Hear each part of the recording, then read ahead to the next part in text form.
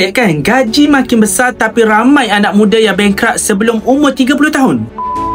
Kata Guru Kewangan Adam Tuan Muhammad Zulkifli Syafi'i, ramai anak muda yang bankrupt buat 3 perkara ini. Yang pertama, anak muda hari ini suka kejar status, bukan stability. Gaji baru masuk terus upgrade phone, kereta dan gaya hidup, dan sanggup guna kaedah pay later. Pay later ini sama je konsep dengan berhutang. Jadi bila berhutang maksudnya anda dah hilang kemampuan untuk buat simpanan. Yang kedua, anak muda hari ini suka sangat nak pergi healing. Gaji bulan depan dah siap plan nak pergi healing ke mana. Sepatutnya anak muda fokus kepada simpanan kecemasan untuk 3 bulan gaji dulu.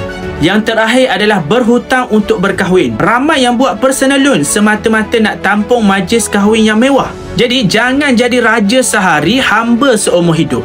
Dan kalau kita lihat, sebenarnya anak muda hari ini bukannya terbeban dengan kos sara hidup, tapi sebenarnya dengan kos gaya hidup. Jadi untuk anak muda yang nak kawal emosi daripada berbelanja, boleh simpan dalam bentuk emas. Sebab bila simpan emas, kita akan rasa diri ini tidak berduit, sedangkan emas ini adalah duit yang sebenar. Jadi untuk anak muda yang nak mulakan simpanan emas, boleh rujuk pin video di profil atau boleh isi beg biru sekarang.